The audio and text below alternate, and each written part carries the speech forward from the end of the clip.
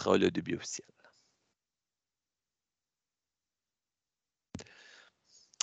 Bonjour tout le monde. Alors, mon nom est Louis Hull. Je suis responsable des instituts d'été pour le Centre Franco, ainsi que la série de conférences Impact. Et je suis très heureux ce matin de vous souhaiter la bienvenue à cette formation qui a comme titre Enseigner avec les livres jeunesse. Eh bien, un fait à vous rappeler que cette formation elle est enregistrée et qu'elle sera disponible dans quelques temps dans le site du Centre Franco. Alors, à tout le monde, si vous avez des questions, n'ayez pas peur. Nous avons la boîte de clavardage au cours de cette formation. Sentez-vous libre de l'utiliser. Voilà, c'est tout pour moi. Je cède maintenant la parole à nos formatrices pour cette formation. Merci et bonne formation à tout le monde. Merci, Louis.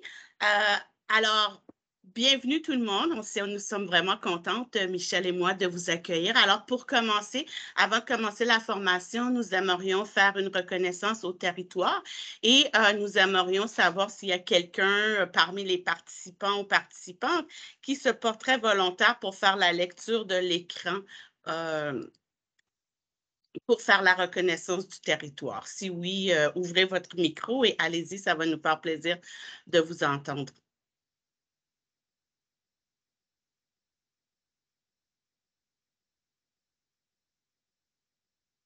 Nous remercions les peuples autochtones pour le partage de ce territoire où nous nous retrouvons connus comme Oniatario, dérivé du terme Mohawk, lac magnifique pour Ontario. Nous reconnaissons que cette terre partagée par les peuples autochtones nous donne toutes les richesses dont nous avons besoin. Nous reconnaissons les générations qui l'ont parcouru, ceux qui la parcourent présentement et ceux qui la parcourront. Les appels à l'action du rapport de la Commission de la vérité et de la réconciliation nous parlent de l'importance de l'éducation à comprendre notre passé et le territoire où nous habitons afin que nous puissions cheminer ensemble dans un esprit uni. Merci beaucoup, Magali. Alors, je vous souhaite encore la bienvenue. Voici les résultats d'apprentissage qu'on va se fixer ensemble aujourd'hui. Alors, suite à cette formation, vous devriez être en mesure de pouvoir apprécier les bénéfices des livres nivelés et des albums jeunesse dans votre programme d'enseignement de la lecture en classe. Et vous devrez être en mesure aussi de planifier des activités à partir d'un album jeunesse pour développer le goût de lire et diverses compétences chez vos élèves. OK. Alors, on vous demanderait si vous avez des questions. On a une période à la fin de la session pour poser des questions. Et alors, de les noter, puis on fera tout ça ensemble à ce moment-là. Puis de plus, je sais qu'il y a quelques personnes qui ont demandé si la présentation sera partagée. Oui, à un moment donné, pendant la session, vous allez devoir avoir accès à des gabarits parce que nous vous remettons à la fin des gabarits pour le préscolaire, le cycle primaire et le cycle moyen pour faire une planification annuelle à partir des livres jeunesse. Et on vous remet aussi des gabarits qui seront vierges pour vous aider à établir l'exploitation des albums jeunesse dans votre salle de classe pour les 3 cycles aussi. Alors, on va vous partager tout ça tout à l'heure. Donc, je vais le mettre dans le chat et vous allez y avoir accès.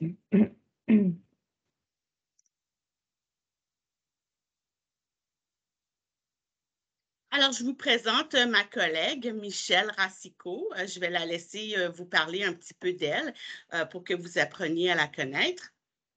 Alors, bonjour tout le monde. Je suis heureuse d'être avec vous aujourd'hui en très grand nombre. Alors, moi, c'est grâce à Manon si je suis ici aujourd'hui, car c'est elle qui m'a invitée à me joindre à elle pour cette formation. Je suis aussi à la retraite, mais je reste passionnée et engagée par le domaine de l'éducation, surtout au niveau de la littératie. J'ai eu la chance d'enseigner dans différents programmes et clientèles au Québec, ce qui m'a permis de réaliser justement l'efficacité d'enseigner avec les livres et de travailler par thème, donc en intégrant les matières. Ici, en Ontario, j'ai eu la chance de suivre la, excusez, la formation IPLE, qui est Intervention précoce en lecture et en écriture, la version franco de Reading Recovery, si vous en avez déjà entendu parler. C'est vraiment à travers ces années de formation-là que je suis devenue une mordue de l'enseignement de la lecture et de l'intervention au niveau des élèves à risque. Manon et moi avons travaillé ensemble déjà pour l'Institut des études pédagogiques de l'Ontario avec l'Université de Toronto. Nous avons donné le cours de spécialiste en lecture ensemble et nous nous retrouvons maintenant au Centre Franco ensemble encore pour enseigner le cours de spécialiste en lecture, mais qui a été tout à fait renouvelé en lien avec le guide, pas seulement que le guide d'enseignement efficace, mais aussi avec le ministère de l'Ontario et toutes les recherches internationales qui ont eu lieu depuis. Et s'il y a des gens qui sont intéressés, le cours va se donner en février 2003. Alors, pour la 3e fois. OK, alors je vous laisse maintenant avec Manon. Alors, bonjour tout le monde. Alors, c'est ça, Michel et moi, nous sommes des enseignantes chevronnées, chevronnées pour ne pas dire âgées. Alors, mais nous sommes de jeunes retraités, disons. Alors, c'est ça. Moi aussi, j'ai un parcours assez identique à celui de Michel. Et puis, c'est ça, si vous êtes intéressé de faire la QA en lecture partie 1, la séance débute au mois de février. Alors, bienvenue tout le monde. Ça me fait vraiment plaisir de vous accueillir ici. Et puis, si j'ai quelque chose à dire à propos de moi, c'est que si j'avais à refaire tout mon cheminement de 32 ans d'enseignement, j'utiliserais les albums jeunesse pour enseigner tout ce que je peux, toutes mes matières. Je deviendrais l'enseignante pour qui les élèves se rappelleraient d'avoir passé une année scolaire parmi tous les albums jeunesse et tous les livres. Alors, c'est ça que j'aurais voulu laisser comme souvenir de mon passage dans les salles de classe. Alors, on va débuter maintenant la formation. Alors, juste pour faire un petit rappel de notre but aujourd'hui, c'est vraiment de vous donner le goût d'enseigner avec les livres. Pour ceux qui ont eu la chance d'entendre l'entrevue avec Pascal Lisotte de Yves Nadon, vous savez maintenant qu'il est un grand pédagogue. Il est non seulement pédagogue, mais il est auteur et éditeur pour les éditions 2. En passant, les éditions 2 offrent des livres de très, très grande qualité. On ne peut pas se tromper avec la sélection de livres qu'ils ont.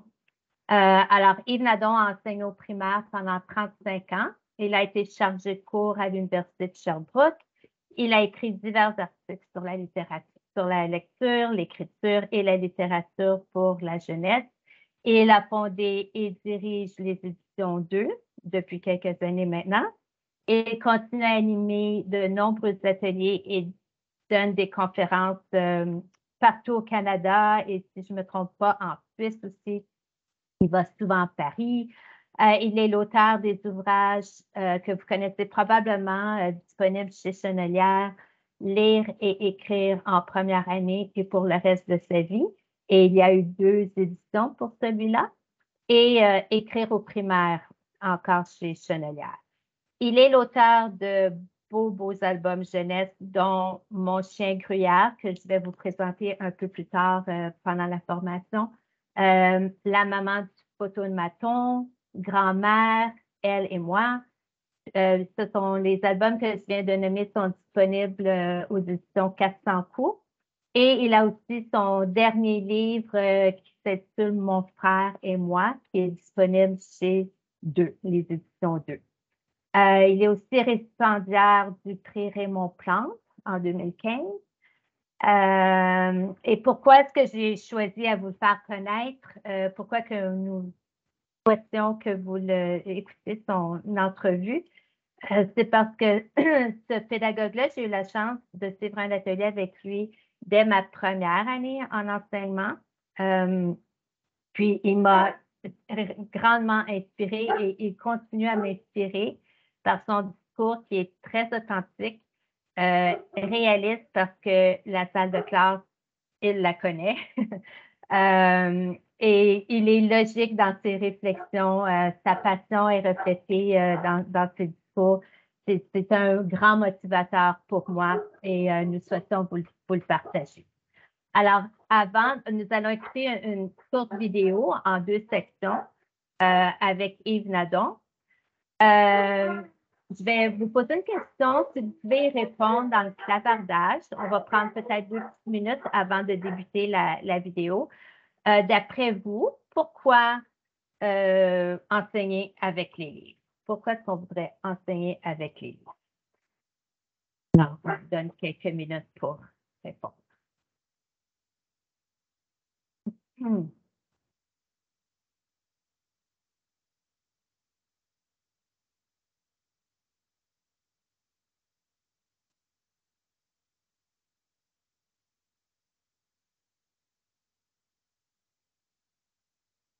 Alors, Valérie nous dit pour l'authenticité, que c'est stimulant, motivant, inspirant, capter l'attention des élèves. Oui, c'est vrai. Avoir plein de modèles d'auteurs, justement, pour en faire de bons rédacteurs. C'est vrai, ça. La motivation, c'est engageant, c'est authentique. Oui, on peut enseigner plusieurs concepts. On va voir ça aujourd'hui, tous les concepts qu'on peut enseigner à partir d'un album. Puis, plus on relit, plus on trouve des concepts, développer l'amour de la lecture. Pour être un bon modèle, bravo, on va en parler beaucoup de ça, enrichir le vocabulaire. Tu peux continuer maintenant. Oui, alors, travailler l'imaginaire, définitivement. Chercher l'intérêt des garçons, puis chercher l'intérêt de tous nos élèves aussi. Hein, c'est vraiment bon c'est des bonnes pistes pour la différenciation. Alors, je pars la balado. Michel, j'espère que vous allez bien entendre.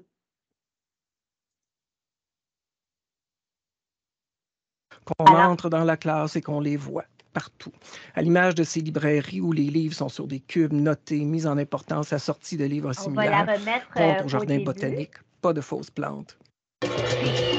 Manon, tu peux juste parler. Micro.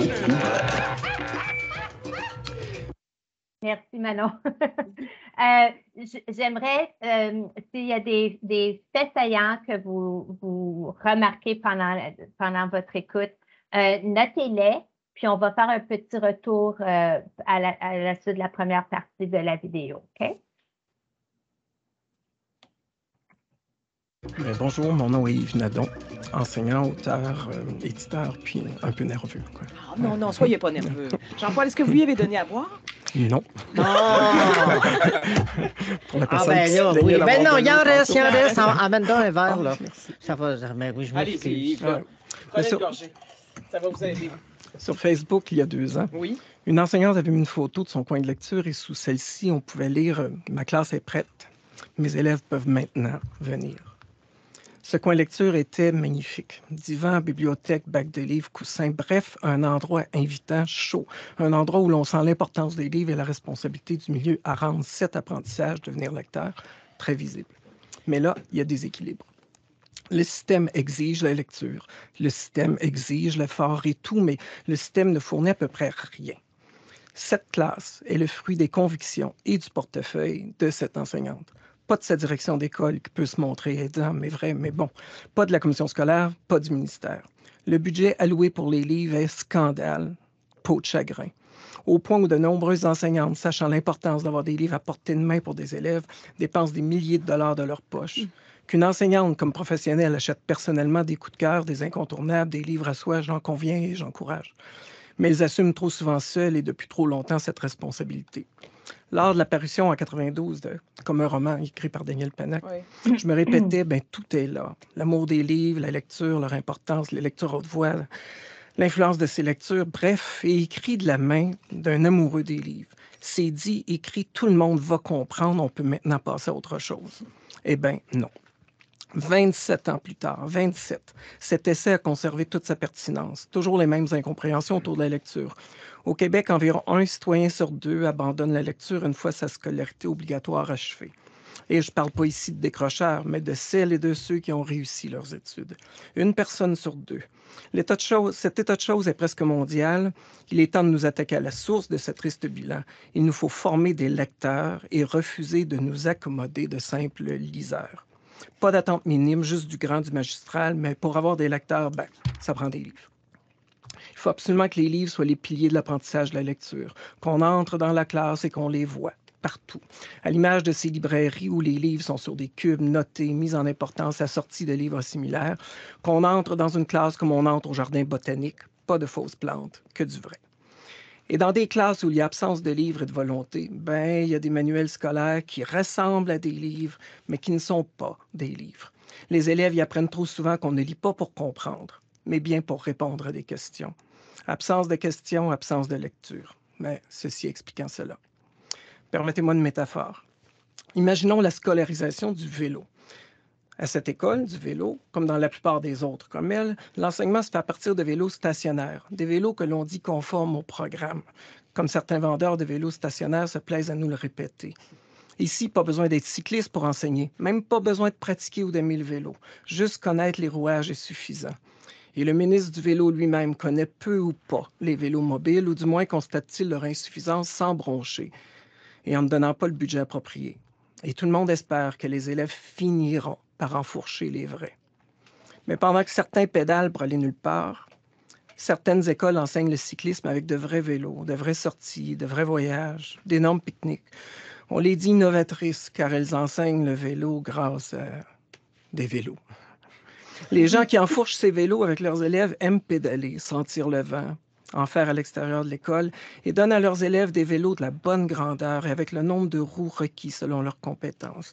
Il y a plusieurs niveaux de cyclisme et les vrais vélos respectent tous les niveaux. Mais les vélos stationnaires, eux, ne respectent que le programme. Fin de la métaphore. Depuis toujours, aucun ministre ne s'est attaqué au problème. On saupoudre des sommes et c'est tout.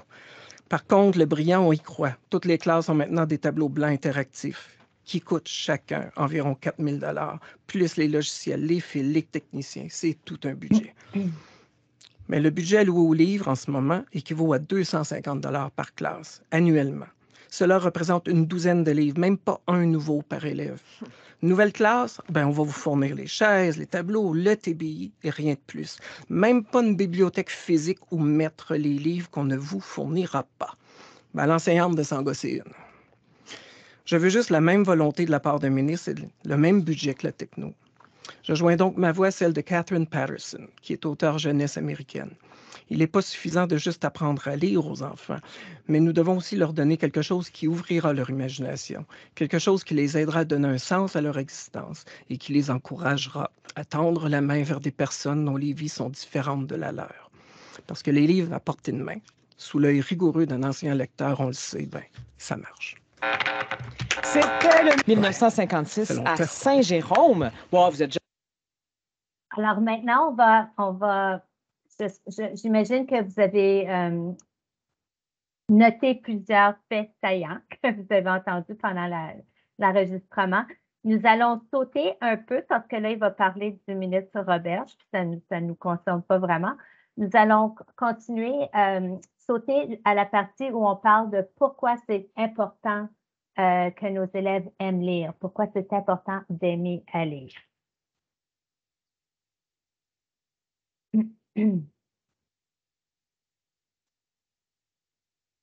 Ici aussi, vous pouvez noter vos pensées. On va tellement changer que vous allez... Pourquoi c'est important d'aimer lire?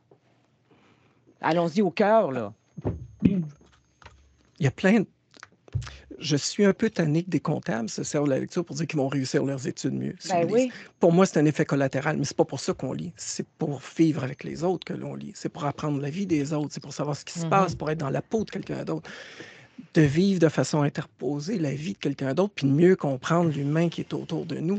Pour ça, on lit, puis ça a un effet qu'on réussit mieux leurs études. Ben, c'est voir la vie, voir la vie avec les yeux d'un autre. Chaque livre, c'est ça, en fait. Puis dans le contexte actuel, je lisais dernièrement que entre 1994 et 2001, les connaissances humaines ont doublé par rapport à... Et maintenant, les experts disent que ça double aux 48 heures. Les enfants sont dans un monde en perpétuel changement, puis quelque part, il va falloir comprendre les autres pour que ce perpétuel changement-là soit bien. Et je trouve que dans le contexte, en ce moment, la loi 21, comment le monde change, les changements climatiques, comment on se fait avoir par les politiciens, comment on fait dire que les journalistes, c'est du fake news, puis ça... Il faut absolument que l'on lise pour qu'on ait une place dans ce monde. Bon, là, vous avez un plan, vous. J'imagine que vous... Si là, on vous posait la question concrètement, qu'est-ce qu'il faut faire, Yves Nadon? Il faut investir massivement dans les livres, dans les écoles et dans la formation professionnelle des enseignants. Ben oui, parce que si eux, ils ne sont pas formés pour apprendre la littérature aux enfants... Le nerf de la guerre, il est là, puis on le sait depuis très longtemps. C'est juste... Il va falloir que quelqu'un ait une volonté. Comme les tableaux blancs disaient, ben là, on attaque de front et on prend le taureau par les cornes, puis on règle le problème. Vous savez qu'il y a des gens qui disent que c'est une théorie du complot? Que c'est parfait que les gens soient un peu désintéressés. Vous savez ce que je veux dire? On l'entend, ça. Tellement, c'est vrai que c'est une question troublante. Pourquoi c'est pas une priorité dans notre monde? Puis en plus, on est une société qui a décidé d'avoir une école et on a décidé que les enfants allaient lire et écrire. Mais une fois qu'on a décidé ça, mais ça devient la responsabilité aussi de l'école, ça devient la responsabilité des parents, des journalistes, des critiques littéraires. Est-ce qu'on peut ressembler à une société où on aime lire, où on aime échanger, où on aime s'informer? Je ne suis pas sûr qu'on en est là encore. Là. Mon Dieu, Nadon, faut que vous reveniez nous voir. Ah, bien oui. Surtout que l'eau, elle est très bonne. Passionné. Ben, si je peux me permettre. L'eau est très bonne. Ben, oui, je parle même tous les jours, par exemple. Oui, je vais apporter des cadeaux. Il y a pas besoin. Mais je parle souvent des œuvres éditées par Yves aux éditions 2 dans ma chronique jeunesse. Ça me touche beaucoup d'être au même micro que toi aujourd'hui parce que si je peux me permettre, le choix éditorial des publications aux éditions 2 vont clairement dans ce choix-là. Être conscient de l'autre, être conscient des citoyens qui nous entourent pour être un meilleur citoyen soi-même. Yves Nadon, vous restez avec nous? Ben oui, petit plaisir. Merci beaucoup. De l'eau, s'il vous plaît. OK. Alors, on demanderait à 2-3 volontaires peut-être de partager les observations, les faits saillants d'après votre écoute de cet enregistrement. Claire a levé la main. Oui, Claire. Oui. Bonjour. Bonjour. Alors, quelques faits saillants, puis je le savais déjà, là, parce qu'on est dans les salles de classe, donc les profs, c'est pas des faits saillants nouveaux, là, mais ça a été confirmé que le système exige que nos priorités soient la lecture et l'écriture, mais le système ne fournit pas. Comme on a dit, les budgets ne répondent pas aux attentes. Puis j'ai eu ce débat-là moi-même avec mon directeur l'année dernière. Puis j'ai dit, comment est-ce qu'on peut travailler la lecture comme priorité d'école si on n'a pas de livres dans les salles de classe? Comme on a notre collection GB+, est sur un chariot, puis ça se promène entre 6 classes. C'est ça, Richard. T'sais? Alors, finalement, il m'a donné un budget, puis je l'ai appelé le Père Noël. Puis il m'a acheté 4000 pièces de livres nivelés. Excellent. C'est un début, au moins. Mais là, je l'appelle Père Noël parce qu'il m'a fait un beau cadeau. Ben, si ça fonctionne de l'appeler Père Noël, continuez à l'appeler Père Noël. Et merci beaucoup de votre intervention, mais votre commentaire, parce que on a comme enseignante, je pense qu'on des fois, quand on est vraiment déterminé à vouloir avoir beaucoup de livres dans notre salle de classe, on a quand même une voix auprès de la direction. Le pire qu'on va se faire dire, c'est non. Alors, je vous encourage à pousser. Mais si on ne demande pas, on n'aura pas non plus. Exactement. Alors, étant enseignante à LF, je travaille de première année à troisième année, donc je vois le besoin dans toutes nos classes. Puis j'ai dit, il faut faire quelque chose, là, comme ça on n'arrive pas. Alors, c'est ça que j'ai fait. Puis oui, c'était vraiment bien. Alors, pour moi, c'est ça ce qui m'a vraiment touchée, c'est qu'il n'arrête pas de toucher la technologie. On pousse la technologie, puis sauf qu'on ne nous donne pas de livres. Puis les élèves peuvent lire sur leur iPad. Non, Richard, il faut qu'ils touchent des livres, Richard. En tout cas, j'espère que tu peux trouver d'autres collègues pour faire équipe avec toi pour pousser davantage. C'est bien. Merci, Claire. Avant de passer à Valérie, Nathalie a dit qu'elle adore la métaphore, l'analogie du vélo. Ouais, c'était génial. Valérie, on t'écoute. Écoute, j'ai trouvé ça super intéressant, là, le balado, puis je me demande si vous allez pouvoir nous donner le lien du balado, parce que je pensais quelque chose que la société devrait écouter, les parents et les électeurs.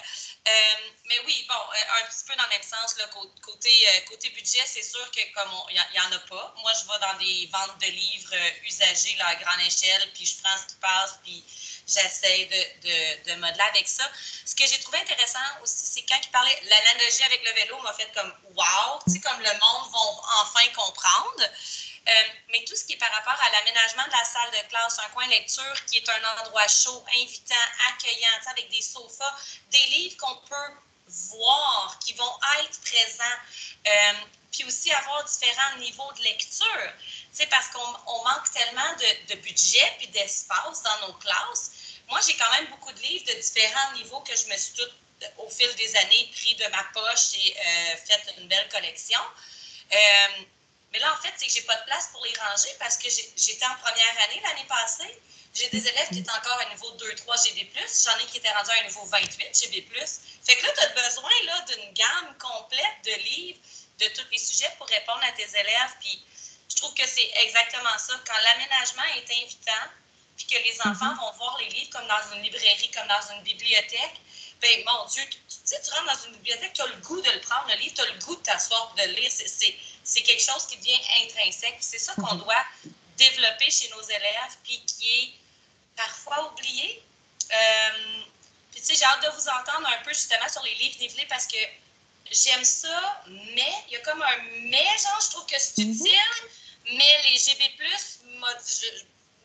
j'ai comme un tu sais, à côté parce que je suis pas sûre que ça va aller motiver les élèves. Des fois, c'est comme c'est de la lecture parce que tu es obligé de faire la lecture. Puis ça, ils ont leur raison d'être, mais ça ne remplace pas un album jeunesse non plus. Oui. Ben, exactement, c'est ça. En tout cas, très, très intéressant comme balado. Merci de l'avoir partagé. Merci. Et en passant, si vous allez faire une recherche Google de Yves Nadon, là, si vous avez besoin d'une petite motivation avant de commencer l'école, si on n'a pas eu de succès avec vous ici, ben, je vous recommande fortement d'aller visionner ces conférences sur YouTube. Il y en a une panoplie.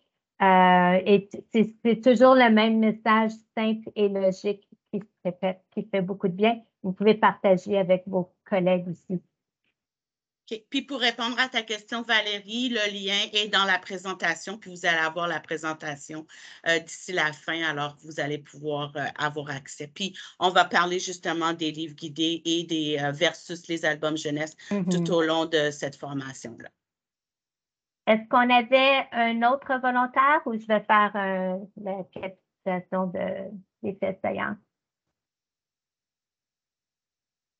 Je ne vois pas d'autres mains levées.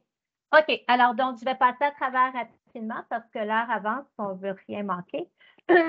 Donc, pour le retour sur les faits saillants, ça prend entre 500 et 800 livres par classe.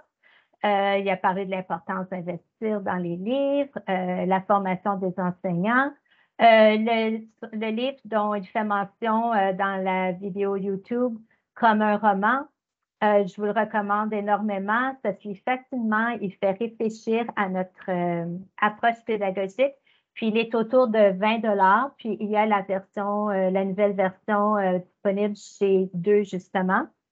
Donc, on veut former des lecteurs et non de simples liseurs.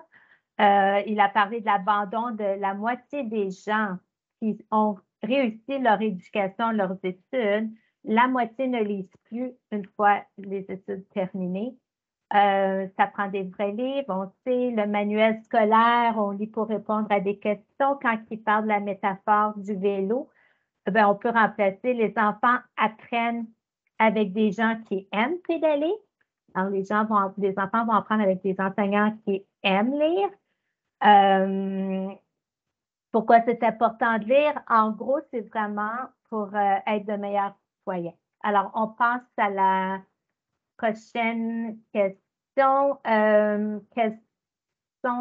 Est-ce qu'on a le temps, Manon, pour les comportements observables du bon lecteur? Michel, on va passer à la prochaine diapo. OK, c'est beau.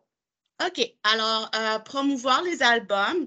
Je pense que pour promouvoir les albums, il y a des choses, des éléments dont on doit vraiment tenir compte, dont le premier, prendre le temps de lire. Alors, c'est important de connaître le livre que vous allez présenter aux élèves avant de faire la lecture aux élèves. En fait, c'est un peu la seule façon de planifier, d'avoir un objectif, même si l'objectif, c'est seulement le plaisir de lire, c'est important de connaître le livre. Je dirais même que si vous n'avez pas eu la chance de bien lire le livre, puis vous n'en avez pas... ça vaut presque pas la peine de prendre ce temps-là pour faire une activité de lecture aux élèves. Vous êtes mieux de choisir une activité de consolidation pour aller travailler soit les mathématiques ou une notion d'écriture que de lire un livre que vous n'avez jamais lu avant. Donc, c'est très important de prendre le temps de lire le livre puis de le lire souvent. Plus vous allez lire ce livre-là, plus vous allez avoir vos livres chouchous et plus vous allez apprendre à développer et à mieux exploiter les albums que vous allez lire avec les élèves. OK. Alors, le deuxième point, c'est collaborer avec les bibliotechniciennes. Donc, vous pouvez l'informer à l'avance d'un thème, un module IB pour ceux qui sont dans les écoles de bac international ou un sujet que vous planifiez exploiter pour qu'elles puissent sortir plusieurs genres de livres autour du même thème, de façon à intégrer le plus de matière possible. Alors, on parle aussi d'albums jeunesse, des magazines, livres informatifs, poèmes, chansons, etc. Vous pouvez faire la même chose avec un auteur vedette. Excusez. Par exemple, une fois par mois, on peut cibler un auteur qu'on veut vraiment exploiter. C'est une pratique qui est vraiment gagnante pour faire connaître différents auteurs et leur style d'écriture aux élèves. Les enfants apprennent à le connaître, à connaître son nom, son illustrateur, parce qu'on en parle beaucoup, les noms collent, on les expose, puis ils sont capables plus tard, même en première année, mes élèves arrivaient à la bibliothèque, puis ils demandaient Madame, est-ce qu'on pourrait avoir un livre de Barbara Reed, s'il vous plaît? Ou est-ce qu'on pourrait avoir un livre d'Élise Gravel? Je cherche ces livres-là. Donc, ça devient vraiment une façon où est-ce que les enfants peuvent reconnaître le style de l'auteur puis faire des comparaisons aussi avec plusieurs livres du même auteur ou entre auteurs différents. Il y a la bibliothèque publique aussi qui peut parfois aider beaucoup. On parle qu'on n'a pas assez de livres dans les salles de classe. Il y a plusieurs bibliothèques municipales. Il faudrait vérifier avec elles. Là, par exemple, n'arrivez pas là en vous attendant à recevoir 50 livres, mais il y en a plusieurs qui vont vous remettre une boîte d'une 50aine de livres, si c'est pour la bibliothèque de la salle de classe, que vous pouvez renouveler à chaque mois peut-être. Okay. Oui, puis en même temps, comme Claire parlait du Père Noël, ben, on sait que dans les écoles, c'est souvent la bibliotechnicienne ou le technicien qui reçoivent un certain budget. Alors, vous avez quand même votre mot à dire si vous avez des auteurs qui vous plaisent davantage ou des thèmes que vous voulez exploiter. Alors, le troisième point, ben, c'est justement des fois, on ne sait pas trop ce qu'on a envie d'avoir dans la salle de classe comme livre. Alors, il y a des sites, vous allez les avoir dans la présentation, mais je vais vous en partager quelques-uns.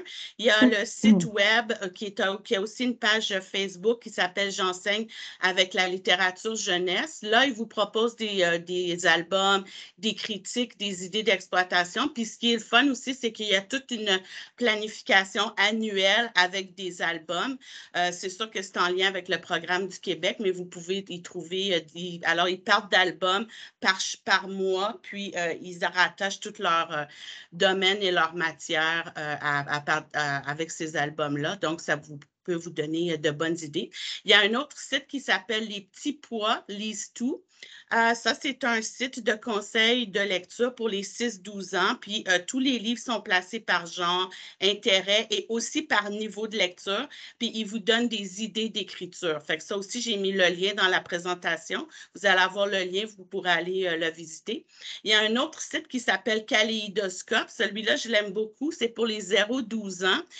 Il vous propose plus de 450 ouvrages, mais c'est tout en lien avec la tolérance pour briser les stéréotypes, comment accueillir la diversité, comment accueillir tous les genres de personnes, que ce soit physique, émotionnelle, toute la communauté LGBTQ, les parents, les familles différentes. Alors, les livres qui vous suggèrent sont en lien avec ça. Alors, c'est Kaléidoscope.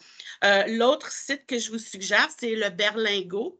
Alors, ça aussi, c'est intéressant parce que tous les livres toute la liste de livres qui sont là, c'est une liste qui a été créée par des orthophonistes. C'est surtout pour le préscolaire, mais j'irais quand même en première, deuxième, puis peut-être même troisième.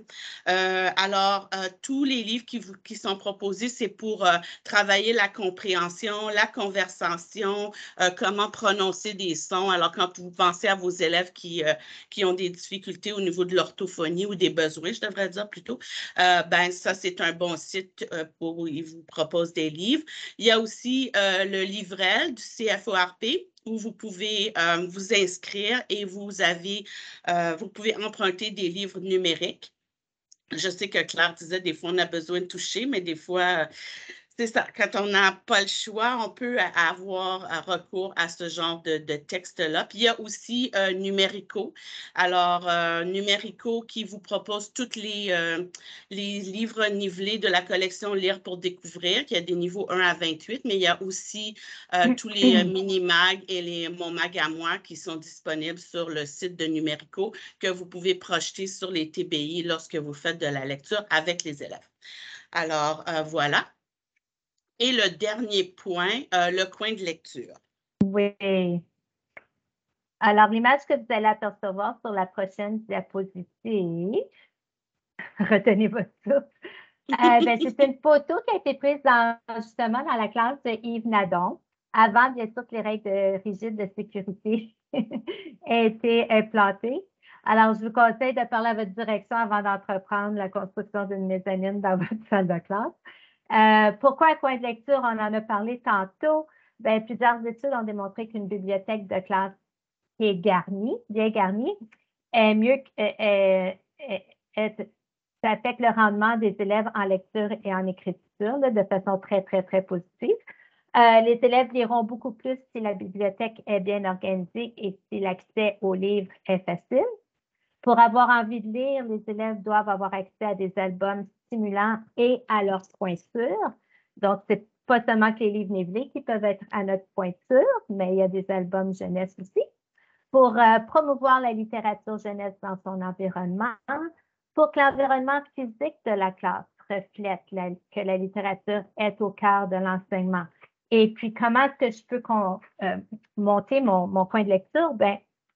En respectant mon profil de classe, alors les forces, besoins, les styles d'apprentissage, les intérêts de mes élèves, la liste de coups de cœur des élèves, leurs albums préférés, les auteurs vedettes, par exemple, peut-être des livres qu'ils veulent partager de la maison, qu'ils vont apporter à la classe, en affichant les écrits des élèves, des petits textes qu'ils ont écrits ou des grands livres collectifs faits en groupe classe. En étant placé près de l'aire de rassemblement, c'est vraiment efficace quand il y a le temps de faire une mini-leçon en lecture ou en écriture. Les enfants sont entourés de livres, ils baignent dans un monde littéraire pendant ces ateliers ou mini-leçons-là. En le rendant accueillant et confortable, hein, c'est très important parce que moi, je ne suis pas du genre à pouvoir m'asseoir sur une chaise droite pour embarquer dans mon livre. Ça me prend un sofa ou un bon fauteuil. En affichant des référentiels aussi, les tableaux d'ancrage, les dessins d'élèves qu'ils ont fait d'un certain personnage pour que les enfants aussi sentent que ça leur appartient, cet endroit-là. Puis si les élèves contribuent à son aménagement et à son organisation, ils seront mieux disposés à l'entretenir et bien prendre soin des livres aussi. C'est un point important à enseigner aux petits, comment prendre soin d'un livre. Okay?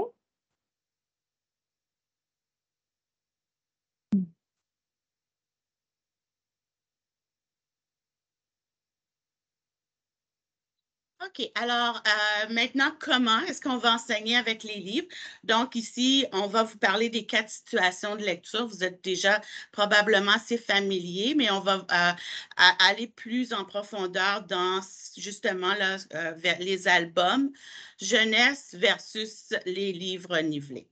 Alors, les 4 situations, il y a la lecture aux élèves, la lecture partagée, la lecture guidée, la lecture autonome. Alors, Michel, tu avais une question à poser avant qu'on puisse commencer.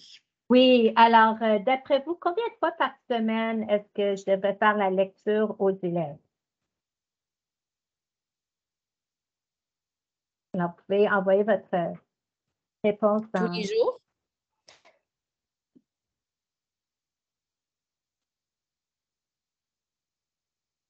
Oui, je pense qu'on a vraiment un bon groupe, hein, Manon? Oui, puis peu importe le niveau auquel vous enseignez. OK, c'est bon. Excellent. OK.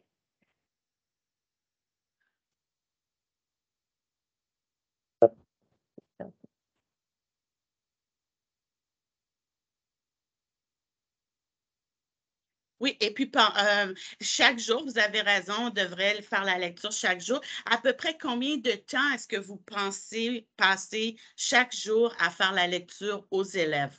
Puis, est-ce qu'il y a un meilleur moment dans la journée, si vous voulez nous partager ça dans le clavardage? Oh, à l'extérieur, c'est intéressant d'aller faire ça. Pendant la collation. Ah, le même album, mais qu'on poursuit pendant 3 jours ou qu'on relit pendant 3 jours. Il y a certaines méthodes qui nous proposent de relire le même livre 4 fois dans la semaine, mais de travailler différentes notions, différents concepts. OK. Le temps qu'il faut, il faut varier, d'accord. 15 minutes par jour à la fin du bloc de littératie.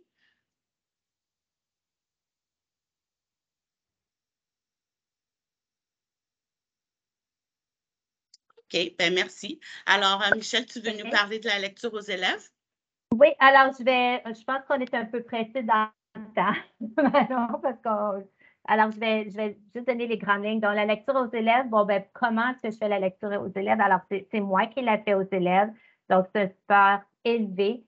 Je vais choisir un livre qui va avoir un niveau plus avancé que ce que mes élèves sont capables de lire eux-mêmes pour justement les exposer à ces nouvelles structures de phrases-là, un nouveau vocabulaire.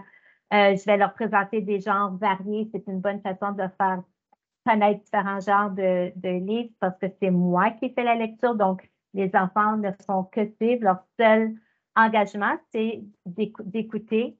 Ils n'ont rien d'autre à faire que de vivre une belle expérience.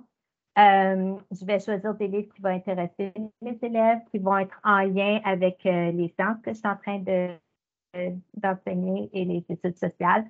Donc, mes objectifs, c'est vraiment d'être un modèle pour mes élèves, un modèle qui va chercher à comprendre le texte. Alors, je vais m'arrêter à certains endroits dans le texte pour penser à voix haute pour qu'ils voient qu'est-ce qui se passe dans la tête d'un vrai lecteur.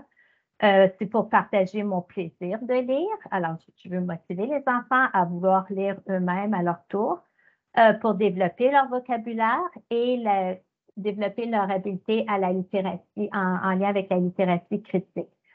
Puis pendant la lecture aux élèves, il y a beaucoup de choses que je peux observer. Hein. Je peux observer les interactions entre eux si je fais un arrêt, leur intérêt, la motivation, leur niveau de participation, leurs habiletés langagières. Alors, ce sont tous des points que je peux me noter, puis plus tard cibler un point d'enseignement d'après ces observations-là. Des habiletés langagières, apprendre à mieux s'exprimer, ça peut être au niveau du vocabulaire.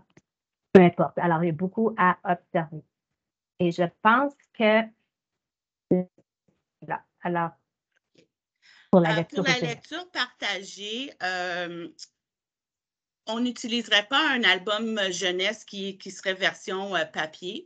Par contre, si vous avez la possibilité, avec une petite caméra, de projeter le livre sur un grand mur ou sur un TBI, ce serait une bonne façon de faire. Parce qu'on s'entend que la lecture partagée, c'est une situation où les élèves doivent avoir le texte puisque la lecture est partagée avec eux. Donc, ça doit toujours être en grand format. On s'assure que les élèves n'ont rien dans les mains pour ne pas être distraits. C'est une situation où on va enseigner des concepts, des notions, des stratégies.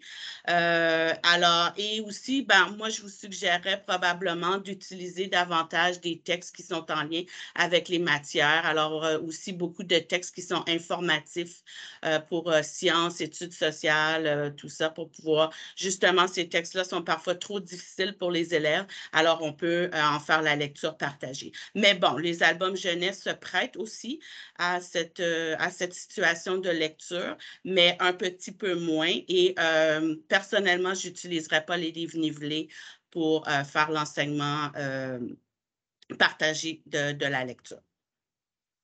OK. Et pour ce qui est de la lecture guidée, bien, la lecture guidée, vous le savez probablement, c'est une lecture que je vais faire pour répondre à des besoins particuliers chez mes élèves.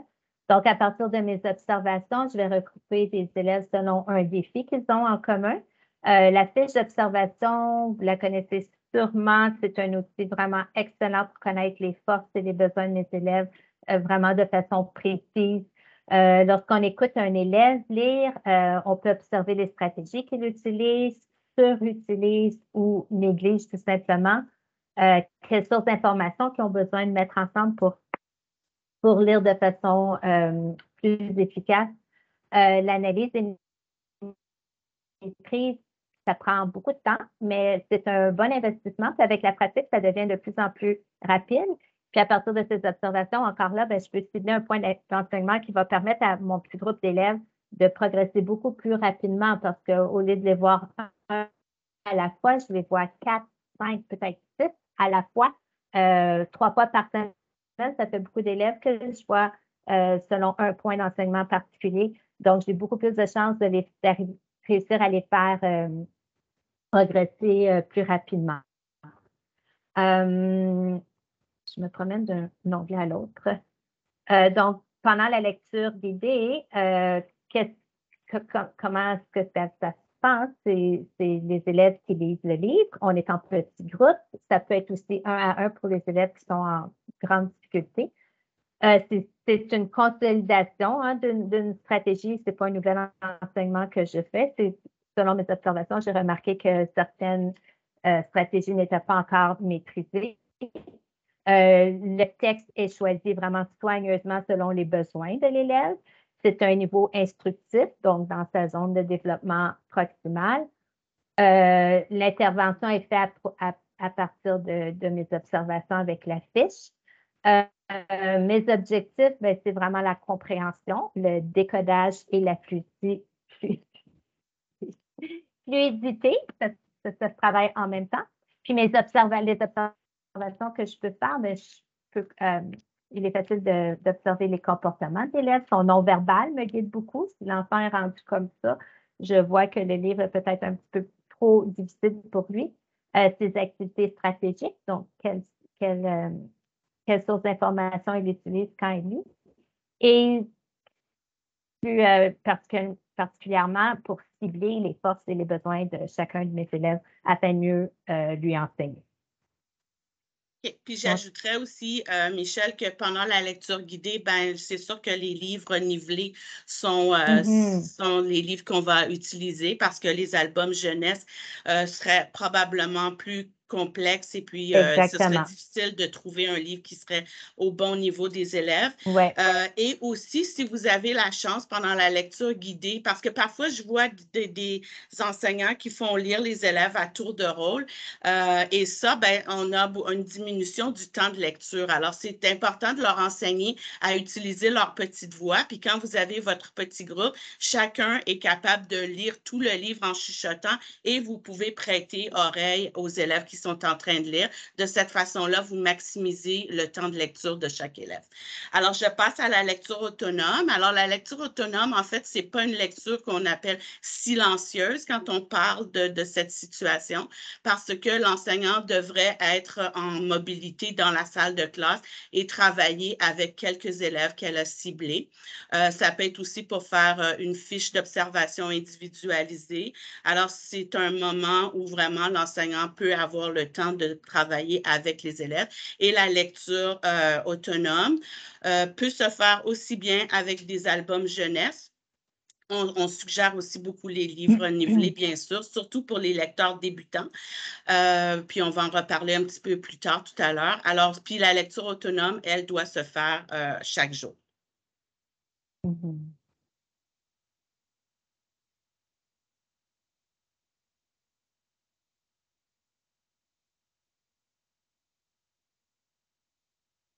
Alors, Michel a un exemple d'un coin de lecture lorsqu'elle travaille par thème. On peut faire ça très bien avec les élèves de jardin, première, deuxième, puis même jusqu'en troisième année si on a un vocabulaire qui est plus spécialisé en lien avec un autre domaine ou une autre matière. C'est ça. Alors, en intégrant les matières, ben, cette approche-là demande beaucoup de préparation, mais en même temps, c'est tellement plus motivant pour nous. On découvre des nouveaux auteurs, on a des informations, ça prend beaucoup de livres. Et ça permet une approche qui est à la fois flexible et signifiante pour les élèves. Les enfants, pour qui le français n'est pas leur langue première, ils ont la chance de s'approprier du vocabulaire aussi, parce que ce vocabulaire-là est répété en mathématiques, en sciences, en études sociales, en français. Donc, on a beaucoup plus de succès pour le bagage oral de nos élèves. C'est ça. Puis au cycle moyen, si j'avais à organiser un coin comme ça, je travaillerais peut-être beaucoup avec les éléments d'écriture. Donc, je pourrais avoir plusieurs albums parce qu'on a, par exemple, travaillé la fluidité des phrases. Alors, j'aurais les albums jeunesse, justement, que j'ai présentés aux élèves pour travailler ces éléments-là. Puis, je pourrais avoir juste derrière des éléments qui redonnent comme un genre de tableau d'ancrage. Qu'est-ce que la fluidité des phrases? Et puis là, j'ai le lien en lecture et en écriture en même temps parce qu'on veut développer justement cette belle interactivité entre les trois domaines du français. Est-ce que je peux juste valider qu'est-ce que vous... Je peux-tu juste valider? Oui, vas-y Valérie. Ce coin-là, dans le fond, c'est que tu avais le thème Mon quartier en première année. Fait que là, tu as choisi des livres qui avaient un lien avec le quartier, puis tu as fait des liens avec les métiers alentour dans le quartier. Puis là, tu as mis un mur de mots, dans le fond, avec des vocabulaires qui vont être utiles pour les élèves et les livres. Oui, c'est ça. C'est pas mon coin de lecture. Ça, c'est juste un endroit près de mon coin de lecture thématique avec le module qu'on suit présentement. OK, super, merci. OK. Alors, il n'y a pas de meilleur sentiment que le succès. Je pense qu'on est tous d'accord avec ça. Alors, j'ai une question à vous poser. Je vais lancer un sondage.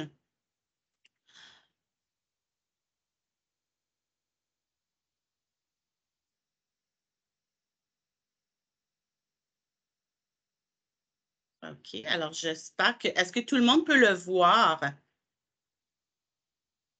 Michel, tu confirmes? Oui. Oui. Oui, d'accord. Alors, du point de vue du développement, qu'est-ce qu'il faut considérer pour la réussite des élèves en lecture autre que les stratégies et les compétences? Alors, si vous pouviez mettre ça en un mot, qu'est-ce qu'il faut considérer pour la réussite des élèves en lecture autre que les stratégies et les compétences?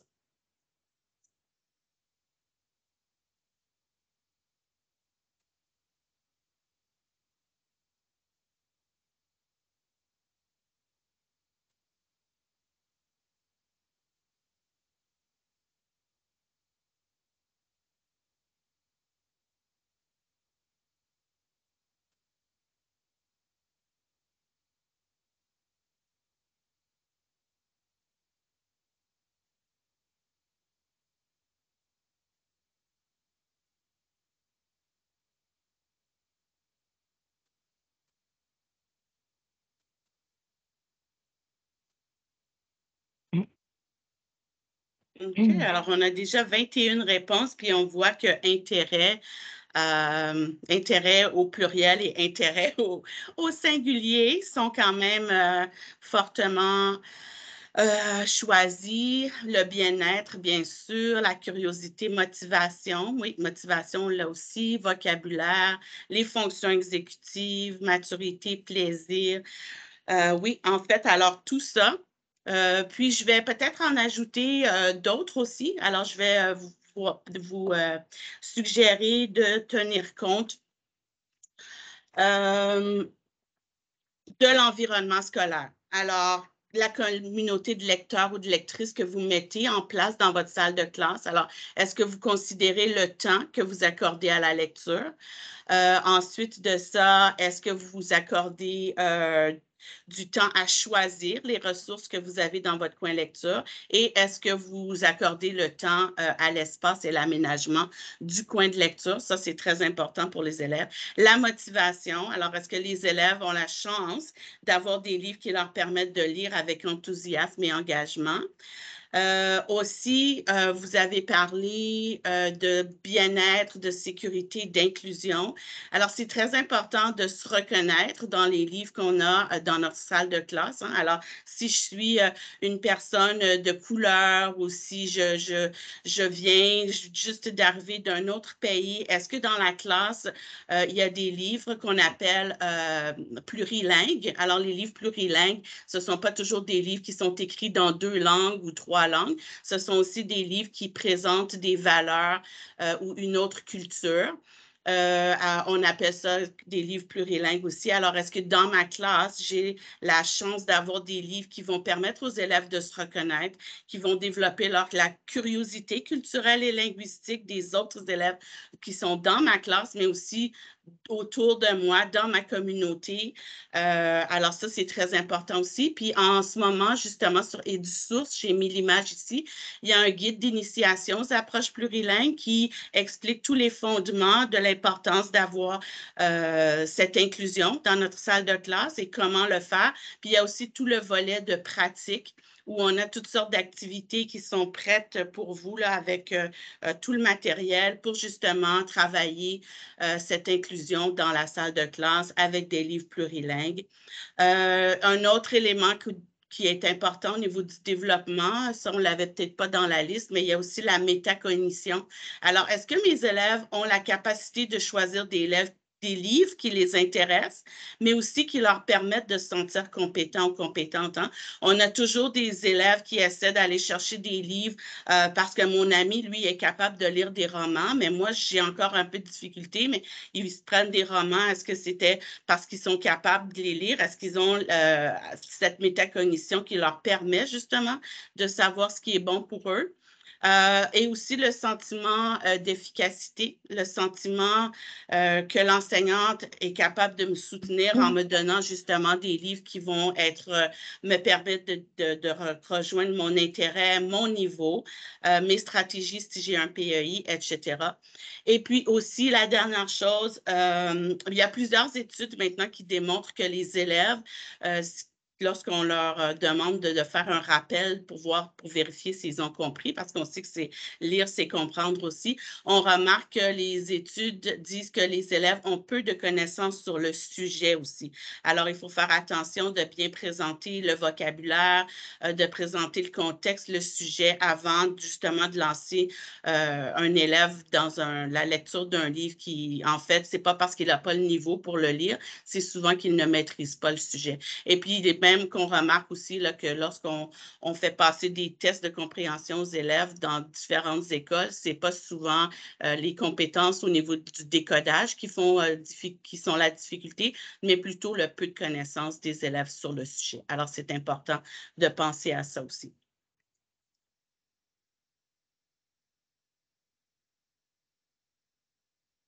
Alors, maintenant, on va parler des livres nivelés. Alors, quels sont les mérites?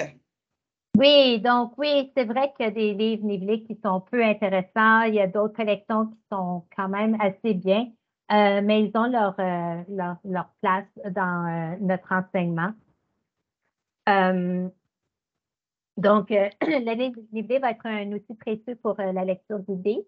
Souvent pour la lecture autonome, comme mentionnait Manon, avec les niveaux préscolaires et début de première année.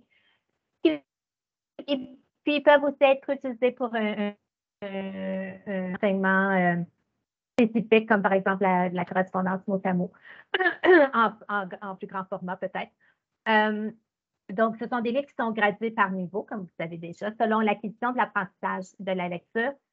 Donc, ils permettent vraiment aux élèves de développer leurs compétences de façon progressive, qui permet beaucoup plus de succès qu'un album jeunesse pourrait leur offrir. Par exemple, la collection Lire pour découvrir que vous voyez à l'écran ici, ce sont tous des livres qui ont été rédigés. Si je ne me trompe pas, Manon, je crois que chaque auteur est franco-ontarien hein, pour ces livres-là. Donc, c'est avec notre langage. Ce ne sont pas des traductions en d'autres mots. Oui, c'est ça. Cette collection, c'est ça. Hein? OK. Et puis, cette collection-là s'appuie sur des caractéristiques qui sont décrites dans le guide d'enseignement efficace, publié par le ministère de l'Éducation de l'Ontario. Donc, le premier niveau de la collection, qu'on appelle niveau JASO, je crois, utilise ces courts textes à structure répétée qui facilitent la transition d'une lecture émergente à une lecture appropriée pour les lecteurs débutants. Le dernier niveau, lui, qu'on appelle niveau loup-filou, quant à lui, présente des textes de genre narratif avec dialogue et informatif, beaucoup plus complexes et qui incitent les lecteurs ou lectrices à démontrer leur compréhension. Donc, les livres nivelés offrent un apprentissage structuré, graduel, qui favorise la réussite. Le niveau de difficulté est croissant, évidemment. Ça favorise aussi l'acquisition du vocabulaire puis des nouvelles structures langagières qu'ils vont rencontrer. Donc, quand on se familiarise avec ces livres-là, on peut...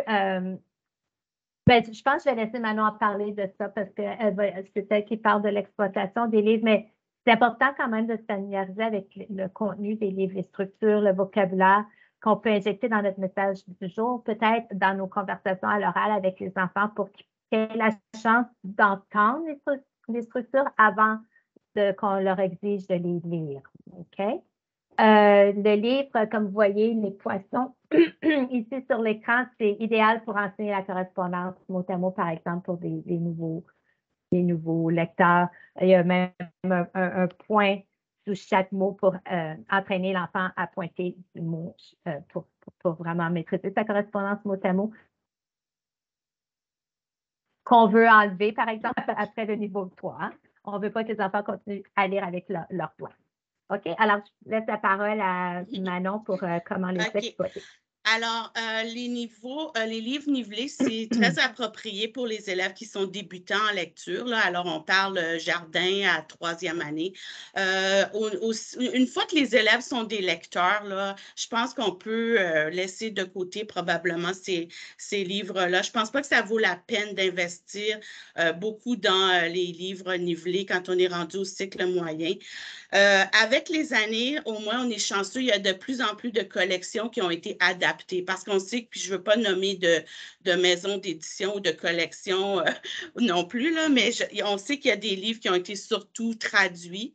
Alors, ce qui fait que des fois, ce n'est pas tellement la façon dont nos élèves parlent. Les sujets sont moins appropriés aussi. Mais il y a des nouvelles maisons d'édition comme la Colline au Bleuet, la collection Porc-Épic. Les livres, oui, ont été traduits, mais ils ont aussi été adaptés. Puis, on a la chance maintenant d'avoir cette collection-là dont Michel parlait, qui est la collection Lire pour découvrir, où à chaque niveau, il y a toujours un livre qui est narratif et un livre qui est informatif. Et tous ces livres-là ont été écrits par des enseignants de l'Ontario ou bien des auteurs franco-ontariens. Donc, ils sont en vente chez Au Centre Franco, mais vous pouvez aussi les avoir directement en ligne sur le site de Numérico. Pour les élèves du cycle moyen qui sont encore en difficulté de lecture, oui, il y a une collection GB+ en action. GB+ en action, c'est une collection qu'on appelle High-Low parce que c'est High Interest, mais Low Level. Mais les sujets ne sont pas toujours très intéressants puis ça ne correspond pas toujours à l'évaluation de la trousse GB+ que vous faites avec vos élèves. Par exemple, si vous avez un élève de 5e année qui lit au niveau 6, ça arrive, hein, des élèves qui ont des difficultés ou qui viennent d'arriver d'un autre pays puis ils ne parlaient pas encore la langue, donc ils sont en apprentissage. Le niveau 6 que vous allez faire avec la trousse GB+, ne correspond pas au niveau 6 de la collection. Alors, il faut quand même, comme Michel disait, bien connaître les livres pour être certain qu'on peut trouver le bon niveau. Alors, c'est sûr qu'une fois qu'on connaît les livres, on sait comment mieux les exploiter. Mm-hmm. OK, alors ça, c'était pour les livres nivelés. Donc, oui, ils ont leur place, les livres nivelés, mais ce ne sont pas des livres de littérature jeunesse. Mais ils ont une bonne raison d'être pour nos élèves qui sont en apprentissage de la lecture. OK.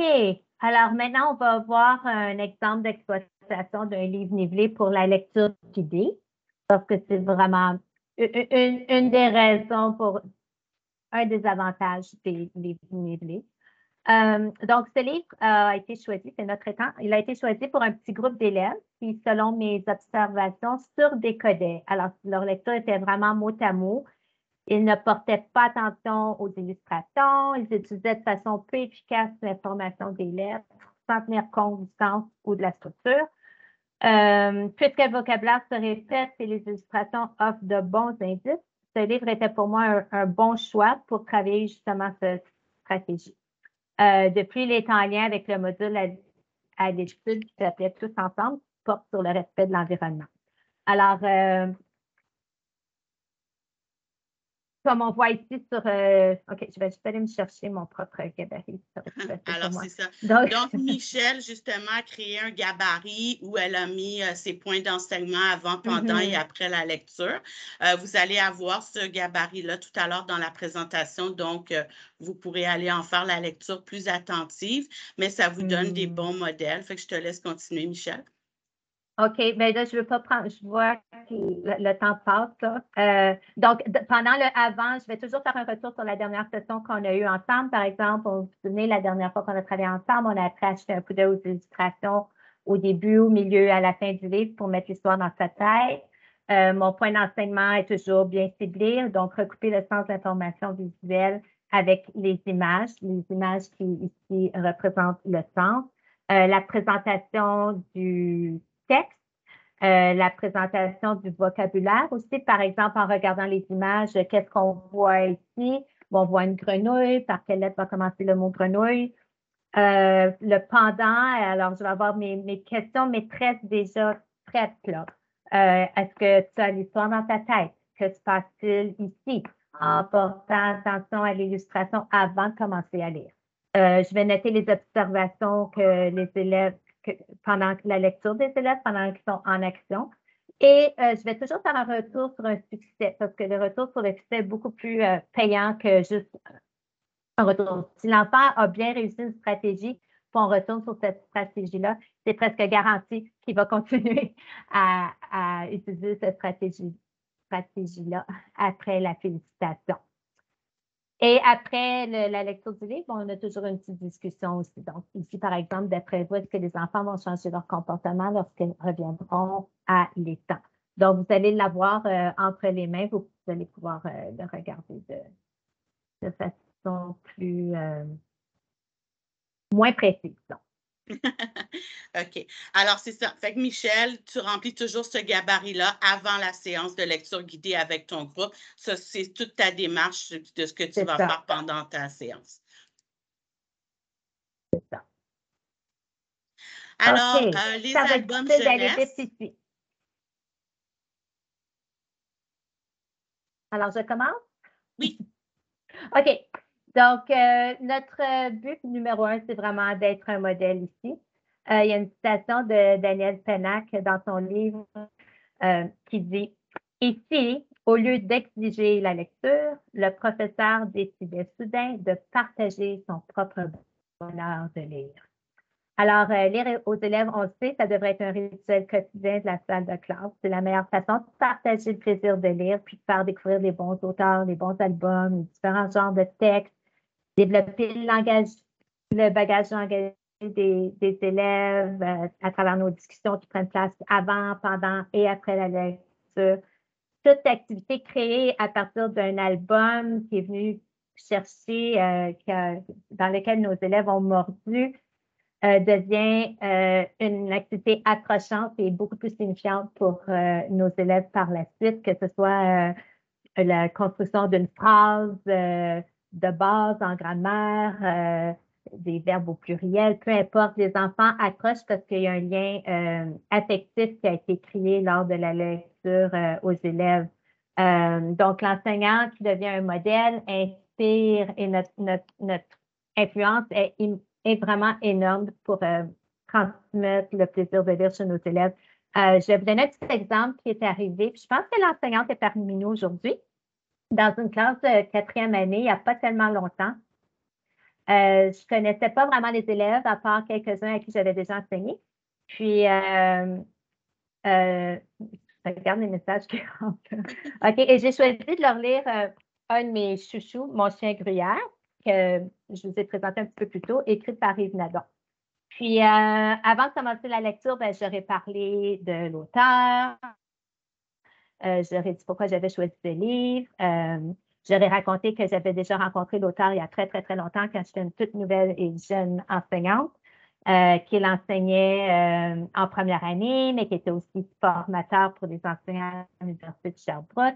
Dans sa classe, il y avait des livres partout, plein de livres, toutes sortes de livres, des affiches, des meubles incroyables pour faire la lecture, même un bain antique. Que dans sa classe, il y avait même une échelle pour monter en haut, au 2e étage. Puis que ce jour-là, il était devenu mon inspiration. Puis qu'à la fin de la journée, j'étais décidée à adopter sa façon de faire. Il aimait enseigner, il était passionné, puis je voulais être comme lui. Il était avec ses élèves. Alors, en présentant le livre au groupe de 4e année, j'aurais montré un message que Yves Nadon avait écrit dans le livre. Là, il y a écrit un petit mot ici, là, pendant une conférence. Puis là, les enfants ont remarqué les noms. Ça disait, tu connais Michel? Oui, 2 de ses élèves, Ella et Eva. Et les enfants ont reconnu ces élèves-là qui étaient des élèves de 6e année à l'école. Alors, j'ai de leur raconter pourquoi que leur nom était dans le livre. Puis je vais essayer de aller rapidement. J'étais enseignante au jardin à ce moment-là. Puis il y avait un petit garçon qui était arrivé dans la classe en larmes. Son chat venait de mourir. Puis, alors, j'ai tout de suite pensé, mon chien gruyère, ça va faire du bien. C'est triste, mais c'est une histoire pleine d'espoir. Alors, j'aurais lu le livre. On a beaucoup, beaucoup parlé. Puis ça, c'est des élèves de 5 ans, 5-6 ans. Puis, à la suite du livre, pendant les centres, deux des élèves ont choisi d'écrire à l'auteur pour le remercier pour son beau livre. En tout cas, finalement, une fois que j'avais lu le livre, Mon chien gruyère avec les élèves de 4e année, il y avait beaucoup de choses à dire. On a parlé pendant plus de 40 minutes. Le plus beau moment, c'était une belle connexion là. Le plus beau moment était à la fin de la journée. Un des élèves avec qui j'avais enseigné en première année, qui était un élève assez faible, il n'avait pas beaucoup de vocabulaire. Il est venu me voir puis il m'a dit, « Madame, c'est comme le monsieur qui a écrit le livre t'a inspiré. Ben moi, c'est toi qui m'as inspiré. » Puis là, il m'a montré un petit roman qu'il lisait puis il m'a dit, « Regarde ce que je peux lire maintenant. » Alors, ce garçon-là s'exprime tellement mieux aujourd'hui, puis avec un vocabulaire beaucoup plus précis. Alors, je sais ce qui l'a aidé à s'améliorer. Il y a une excellente enseignante en passant, mais aussi, je pense que son amour pour les livres l'ont fait progresser merveilleusement. Alors, c'était mon petit exemple.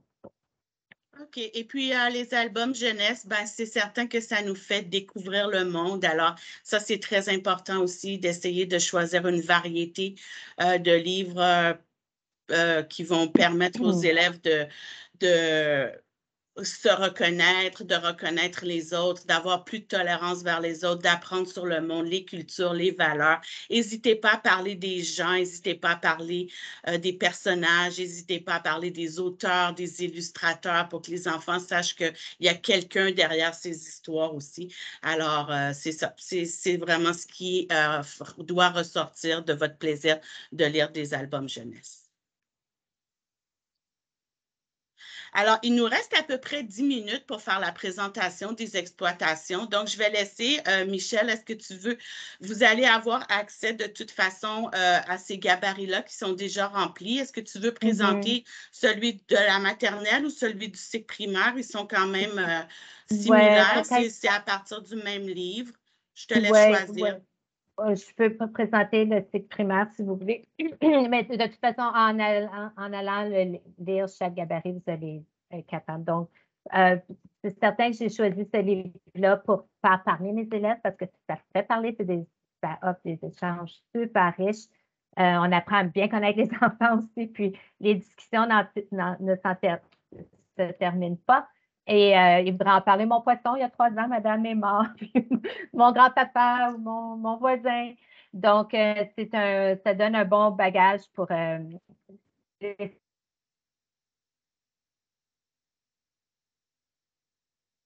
Michel, on t'a perdu. OK.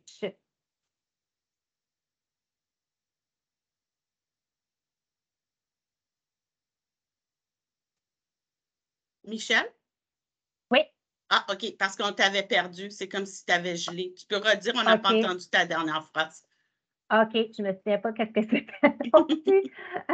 Donc, oui, c'est un livre qui fait jaser et qui permet de verbaliser ce que les élèves vont avoir à écrire ou vont avoir le goût d'écrire plus tard en écriture.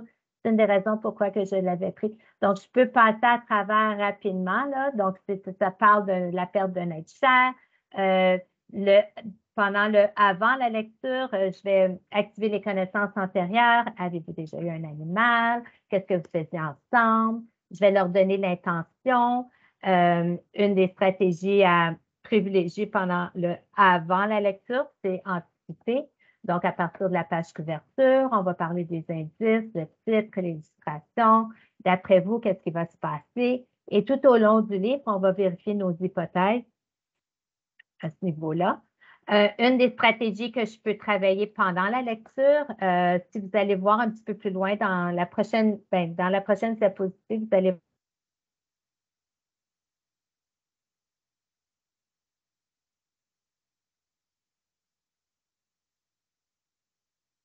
élèves.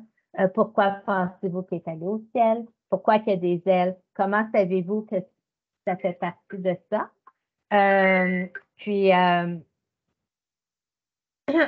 Donc, les enfants vont pouvoir dire, parce que j'ai déjà vu dans un livre, dans un film. Une autre stratégie, c'est de reconnaître les mots de substitution. L'auteur utilise beaucoup le « on ». On se cachait dans les feuilles, on se lançait la balle. Donc, on, ça représente qui? Trouver le sens d'un nouveau mot à partir des indices sémantiques. Donc, d'après vous, que veut dire le mot enterrer? Qu'est-ce qu'on connaît dans enterrer? Parce qu'au début, le livre commence assez raide. Aujourd'hui, nous l'avons enterré. Donc, on reconnaît le mot terre. On peut faire un jeu avec ça un petit peu plus tard. Donc, je regarde l'illustration avec le tas de terre. Même chose avec les feuilles qu'on voit ici. Donc, se fier à l'image pour mieux comprendre un mot, mieux le lire. Je me demande ici ce que veut dire le mot remue, parce que sa queue, je vais m'ennuyer, à un moment donné, il dit je vais m'ennuyer de sa queue qui remue. Alors, on voit les petites lignes autour de la queue. Alors, je vous invite à aller lire le gabarit de façon plus calme.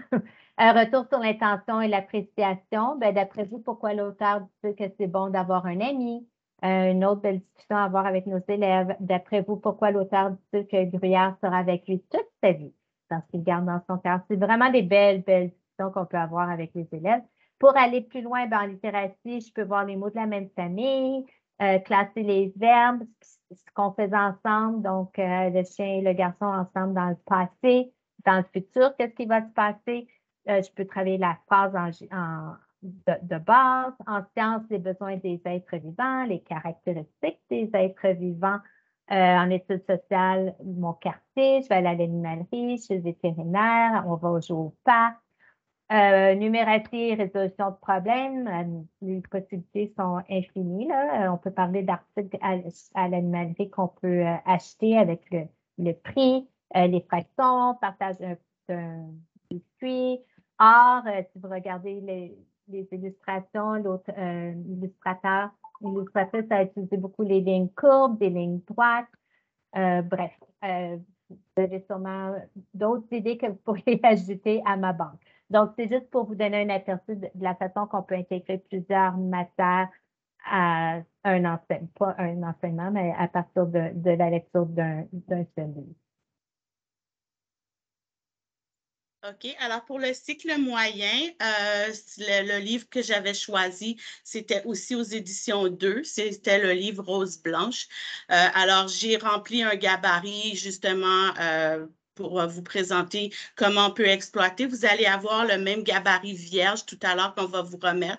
Alors, je parle de l'auteur, je parle du titre. J'aime donner des faits importants aux élèves, justement, à noter que le titre, c'était le nom d'un groupe de résistants allemands qui avait été fondé par des étudiants. Alors, ensuite de ça, quels sont mes objectifs lorsque je vais faire la lecture de ce livre-là? Je me mets aussi le vocabulaire, les matières que je vais pouvoir exploiter à la suite du livre. Alors, je suis allée faire une recherche sur Google, puis j'ai trouvé qu'il y avait une chanson qui s'appelait La Rose Blanche et ça traitait justement de cette guerre mondiale et de l'Holocauste. Alors, c'était génial parce que là, je pourrais faire un beau lien avec le texte, les paroles de la chanson, puis c'est très approprié pour les élèves.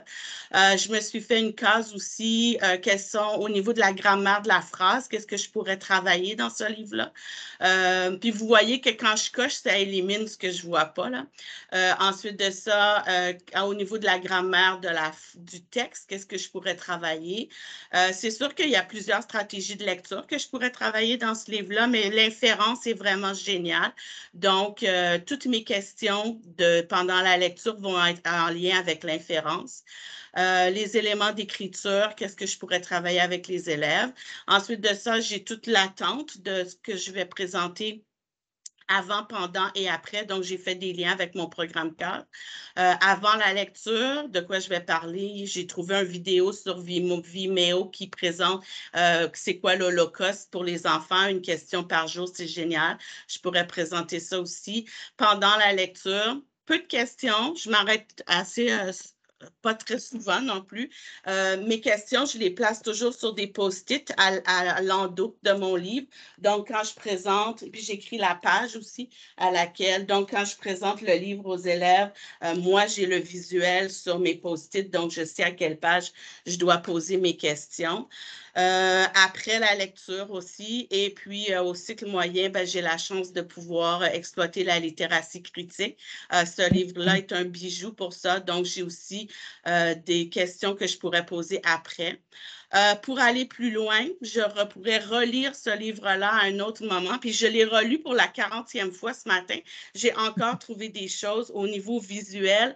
La petite fille a un ruban rouge au début et plus les pages avancent, plus son ruban pâlit, puis à la fin, elle ne l'a plus. Alors, c'est quelque chose qui m'a frappée parce que les illustrations sont en monochrome surtout, et il n'y a que le rouge du brassard, du bookmaster et son ruban. En tout cas, c'est vraiment touchant.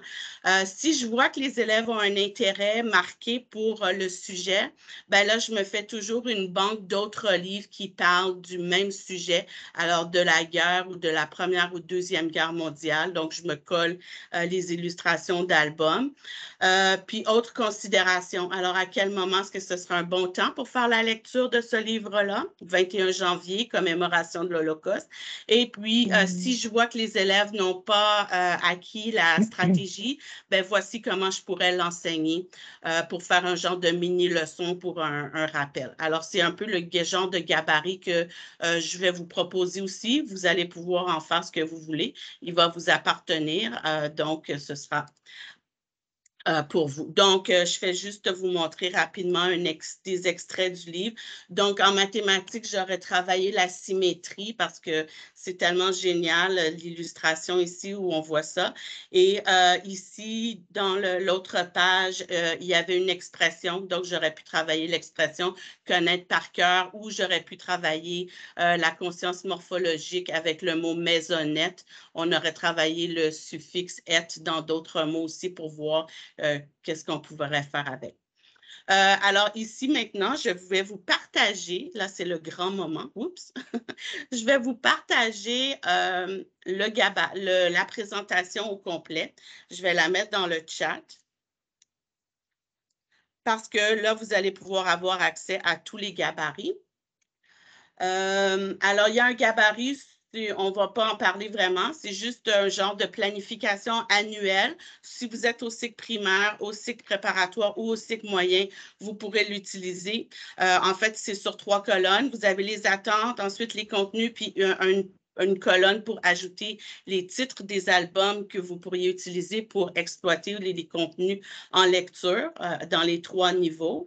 Excuse-moi, Madame Manon, ça nous demande l'autorisation. Vous ne nous avez pas autorisé. On ne peut pas accéder aux documents. Ah, ben oui, tu as raison. Oh là là là là. Alors, je donne ça tout de suite. Tous les utilisateurs. Voilà, vous l'avez. Merci beaucoup. Alors, vous êtes en mode lecture pour tout. Parce qu'on ne veut pas que vous écriviez dans les gabarits vierges. Donc, vous avez la possibilité de vous faire des copies de tous les gabarits. Donc, ils vont vous appartenir. Ce sera à vous. Vous pourrez en faire ce que vous voulez, les modifier, les partager avec vos collègues. À l'école, on n'a pas de droit d'auteur là-dessus. Ça nous faisait juste plaisir de vous les partager. Pour la prochaine diapo, vous avez maintenant les 3 exemples de guides de gabarit d'exploitation. Vous avez celui que je vous ai présenté avec Rose Blanche et vous avez ceux que Michel vous a partagé avec mon chien Gruyère. Donc, c'est à vous d'utiliser celui que vous voulez. Si vous prenez celui du cycle primaire moyen, juste vous rappeler que tout ce qui est en bleu dans le gabarit est uniquement pour le cycle moyen. Tout ce qui est en noir est pour le cycle et primaire et moyen. Si vous voulez utiliser celui-là ou un autre, c'est à votre goût. Alors, l'activité qu'on vous propose maintenant, je vais laisser Michel vous l'expliquer. Donc, on vous avait demandé de vous choisir un album qui vous allumait. Donc, avec cet album-là, on aimerait bâtir une banque, justement, d'activités à partir d'un livre, à partir d'un album jeunesse, qu'on va vous retourner plus tard en cadeau. Je ne sais pas combien de temps que ça va nous prendre avant de vous le retourner, mais ça va être un beau petit cadeau avant la rentrée scolaire pour vous motiver à bien partir l'année. Les gabarits sont là, vous pouvez les utiliser tels quels, les modifier, c'est pour vous. Je pense que Manon, tu voulais qu'on envoie le gabarit complété à ton adresse courriel. Oui, alors l'adresse courriel, vous avez reçu un courriel de moi jeudi passé pour vous souhaiter la bienvenue à la formation. Donc, si vous voulez vous créer une copie du gabarit et ensuite de ça, le partager avec moi, cette adresse-là, je vais pouvoir copier tous les gabarits remplis avec vos albums jeunesse coup de cœur que vous aimeriez exploiter. Ensuite, je vais en faire un genre de recueil que je vais retourner à tous les participants avant la rentrée scolaire. Donc, alors, c'est l'activité que nous... C'est ça. C'est l'activité que nous vous proposons maintenant, de prendre un des gabarits et de le remplir avec votre album jeunesse. Et on pourrait se revoir. En fait, je vous laisse comme toute la journée aussi, si vous avez envie de passer un petit peu plus de temps pour étoffer ce que vous mettez à l'intérieur du gabarit, c'est vous. Vous êtes libre aussi de ne pas le retourner, là. Ce serait juste le fun que les 33 personnes ou 31 personnes qui sont là participent à l'activité parce que ça nous donnerait une banque de 31 exploitations d'albums jeunesse qu'on pourrait utiliser. Donc, c'est ça, on vous invite à faire ça tout de suite, puis on aimerait peut-être vous revoir pour le mot de la fin dans 15 minutes. À moins quart, mais je vais quand même mettre le gabarit d'évaluation dans le clavardage, parce que des fois, s'il y a des gens qui sont pris à être en train de travailler puis ils nous oublient, ben, au moins, vous aurez eu la chance de l'ouvrir et puis de le remplir aussi. S'il vous plaît, Manon. Est-ce qu'il y avait des questions? Parce qu'on va se revoir dans 15 minutes pour la période des questions, mais est-ce qu'il y a des gens qui, excusez-moi, auraient des questions pour l'activité? J'aurais besoin de votre mail, votre courriel, parce que je me suis inscrite hier. Je n'ai pas reçu votre mail. D'accord, fait que je vais le remettre dans le clavardage. Merci. Et moi, je vais en profiter, Manon et Michel, pour vous remercier pour cet atelier, parce que peut-être qu'il y a des gens, comme tu as dit, qui ne seront pas là tantôt. Alors, que dire de plus que de donner le goût de parler littératie avec les livres jeunesse? Je pense que vous avez réussi haut la main ce matin. Merci. Merci pour les compétences développées, les trucs, les gabarits, etc. Je pense qu'on est très bien outillés pour notre salle de classe, pour les prochains mois, les prochaines semaines, les prochaines années. Alors, merci à vous, chères formatrices. Merci à vous qui étaient là ce matin. Lundi matin, hein, il y en a plusieurs qui sont encore en vacances, d'avoir pris du temps ce matin pour parler littératie avec nous. C'est super apprécié. Merci de remplir le formulaire de rétroaction. C'est très important pour le Centre Franco et pour les prochains événements. Et puis, merci de parler de nous sur vos réseaux, d'en parler à vos amis, de dire « Ah, c'était un bon matin, hein, t'as-tu aimé ça? » Et puis, justement, de nous donner des idées d'autres formations que vous aimeriez avoir, parce que oui, on est déjà en train de planifier tranquillement la session d'automne, donc les instituts d'automne. Et mon dernier message, il y a une conférence la semaine prochaine de Pierre Tranche-Montagne qui sera excellente. Donc, je vous invite à vous inscrire et à participer. Voilà, c'est tout. J'arrête l'enregistrement. Et puis, je vous souhaite à tous et à toutes une excellente journée. Et puis, merci à nos deux formatrices pour aujourd'hui.